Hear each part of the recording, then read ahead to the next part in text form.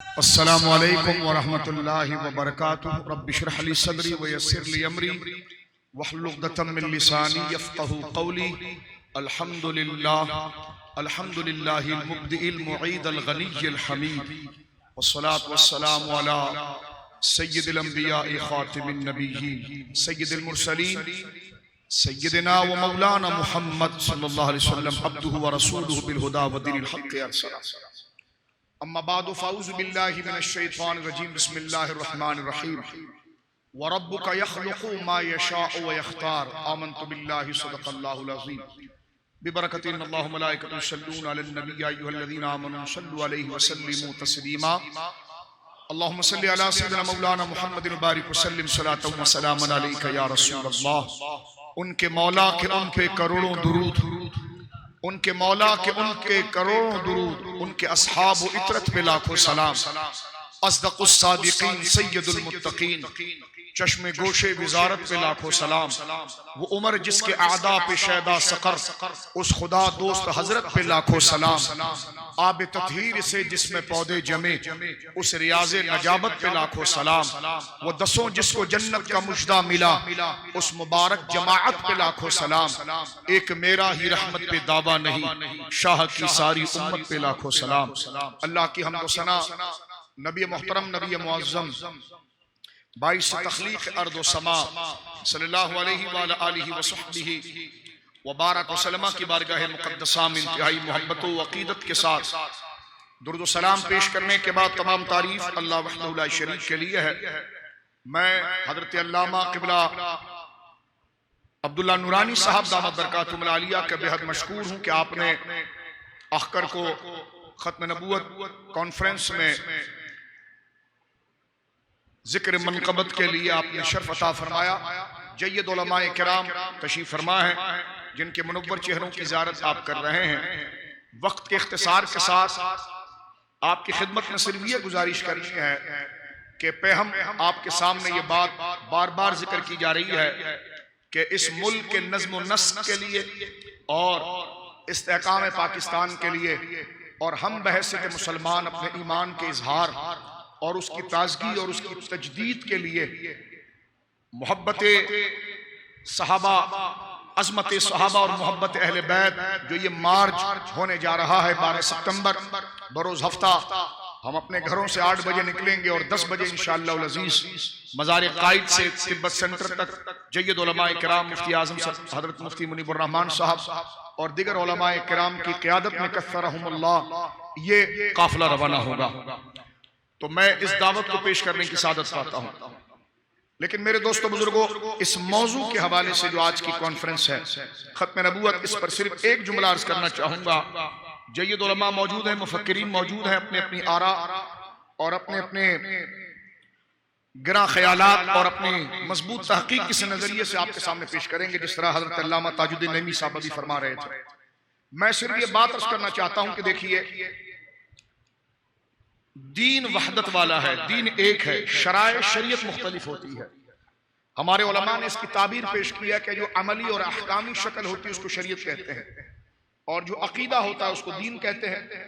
حضرت نوح جو دین لائے، حضرت نوح علیہ السلام جو دین لائے، وہی دین حضرت ابراہیم لائے، وہی دین حضرت موسیٰ لائے، وہی دین حضرت عیسیٰ لائے، وہی دین ہمارے آقا لائے۔ تو سوال پیدا ہوا علیہ السلام کہ جب دین ایک ہے تو ایک ہی کو بھیج دیا جاتا ہے، اتنے ساروں کو کیوں بھیجا گیا؟ توجہ ہے آپ کی؟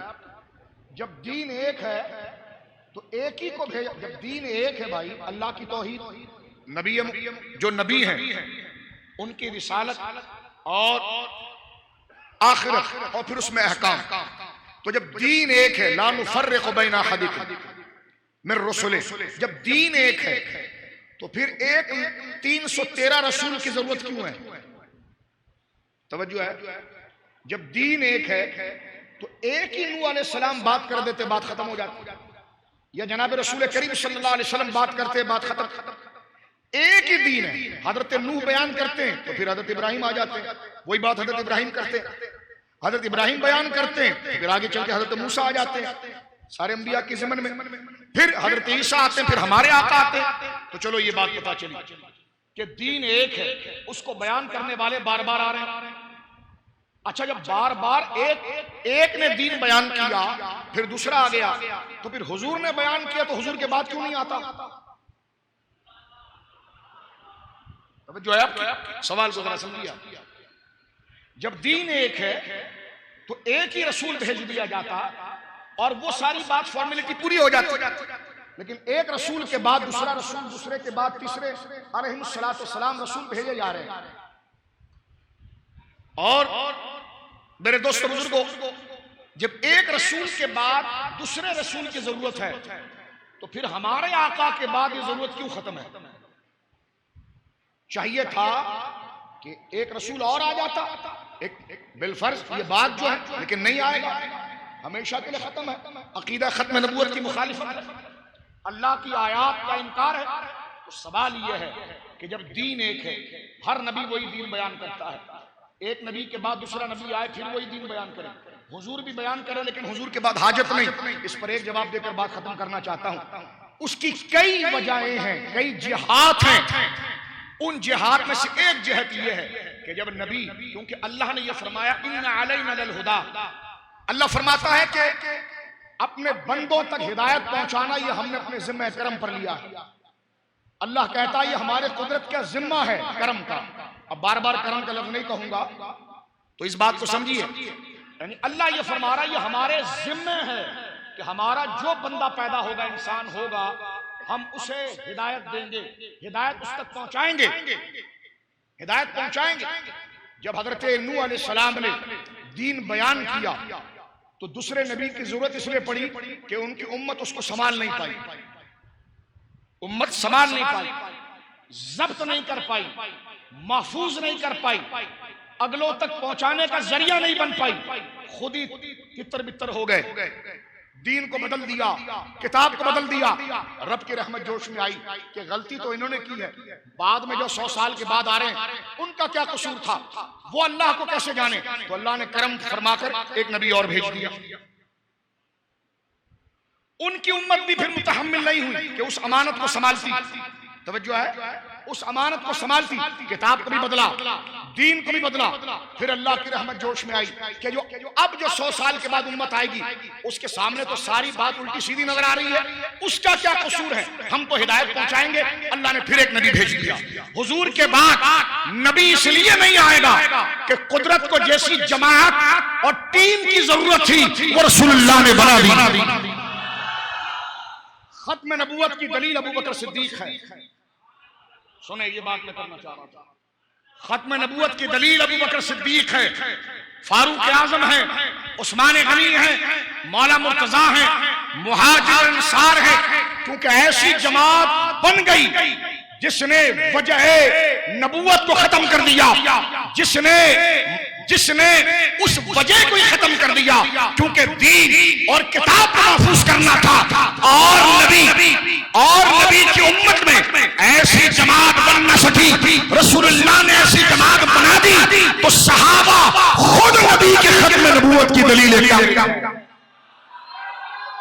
اگر وہ کتاب سنیں، اگر وہ کتابوں کو بدل دیتے وہ بیاض عثمانی ہو جاتا، اگر اس کو تحریف ہو جاتی تو لازم تھا ایک رسول اور آئے گا۔ رسول اللہ میرے ابو بکر کی صداقت ہے، رسول نیا نہ آنا میرے عمر کی عدالت۔ راضی تم تو ہماری چٹکی کے مار نہیں، دعوے میں ہم تم کو چت کر دیں۔ کیا بات کرتے ہو صدیق اکبر کی صداقت کی، تم کیا بندر کی طرح تم منبر پر ناچتے ہو؟ ہمت کرو کسی مرد کو تیار کرو، 5 منٹ میں پانی نہ چھڑوا دیا اس کو تو پھر کہنا۔ میں نے کہا یہ اہل سنت ہے جس کی بنیادوں کو شاہ عبدالعزیز نے مضبوط کیا ہے، ابن حجر مکی نے مضبوط کیا ہے، امام ربانی نے مضبوط کیا ہے، امام ابو حنیفہ نے مضبوط کیا ہے، امام ابو منصور ماتریدی نے مضبوط کیا ہے، امام محمد رضا نے مضبوط کیا ہے۔ اہل سنت کا ہے بیڑا پار صحاب حضور، نجم ہے اور ناؤ ہے تو رسول اللہ کی۔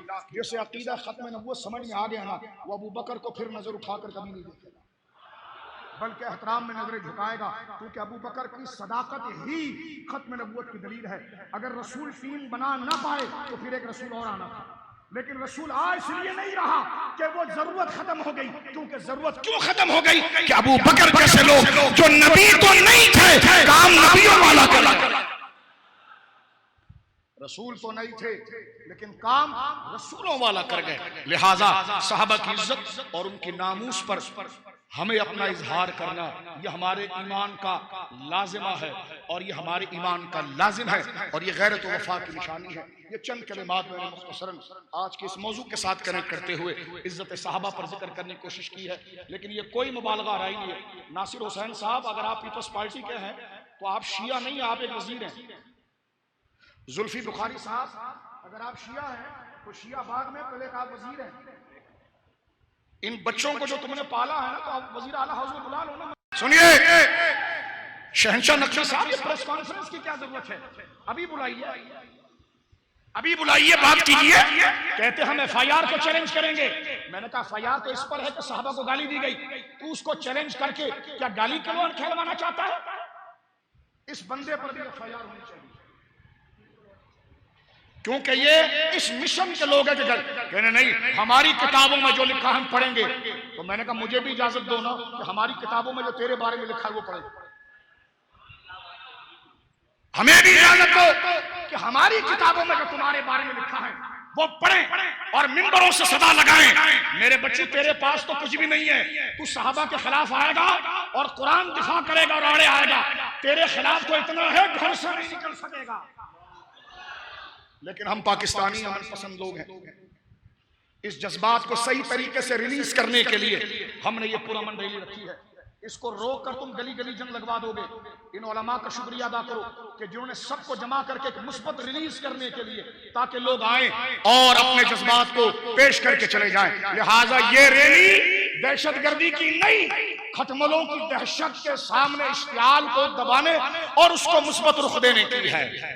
لہٰذا اللہ رب العالمین نے علماء کو برکت عطا فرمائے اور ہمیں جرت و ہمت کے ساتھ صداقت کے ساتھ حق بولنے سے نہ موت قریب آتی ہے نہ مال دور جاتا ہے. ہاں اہل سنت کو یہ کہنے کی ضرورت نہیں کہ ہم اہل بیت کے عاشق ہیں. توجہ ہے، ہم اہل بیت کے تو ایسے عاشق ہیں کہ میں ابو بکر کو مانتا ہی علی کی وجہ سے ہوں. علی تمہارے نزدیک معصوم ہے. پگلے معصوم جس کے ہاتھ میں ہاتھ ملا لے، جس کو اپنا امام بنا لے، وہ دین نہیں ہے تو پھر ہے کیا؟ وہ دین ہے نہیں تو ہے کیا؟ بولتا کیا ہے؟ سنیوں کے مقدسات. میں نے کہا خامنہی صاحب کون سے سنیوں کے مقدسات؟ قرآن سنیوں کا مقدسات تو آپ رامائن کو مانتے ہیں؟ لیکن نہیں قرآن کو. تو میں نے کہا دین کے مقدسات بول. دین کے مقدسات، صحابہ دین کے مقدسات ہیں، اہل بیت دین کے مقدسات ہیں، قرآن دین کے مقدسات ہیں، ختم نبوت دین کے مقدسات ہیں. میسوی صاحب ترکی بے ترکی منطق ہم نے بھی پڑھی ہے اور نپٹانا عقلی طور پر ہم بھی جانتے ہیں، لیکن ہم ایسی فضا کھڑی نہیں کرنا چاہتے کیونکہ یہ ریلی شیعہ کے خلاف نہیں ہے، ایک فکر کے خلاف ہے. سن لو، یہ کسی فرقے کے خلاف نہیں. ہمارے علاقوں میں اہل تشیع کے امام باڑے بھی ہیں، ان کے امام بارگاہیں بھی ہیں. کوئی اجازت نہیں دے گا علماء کہ نظر اٹھا کر دیکھو، کوئی پتھر مارے، کوئی گالے گلوچ کہے. ہم تحمل والے لوگ ہیں، برداشت والے لوگ ہیں، دائرے میں رہنے والے لوگ ہیں. لیکن ہمارے صبر کا امتحان نہ لیا جائے. ہم نے صبر کا امتحان کرتے ہوئے تھانے میں ایف آئی آر کٹا کر اب مطالبہ کر رہے ہیں. اگر یہ مطالبہ مقبول نہ ہوا تو پھر لوگوں اور وزیروں کی عزتیں نیچے ہیں، ابو بکر کی جوتی بہت اوپر ہے. وآخر دعوانا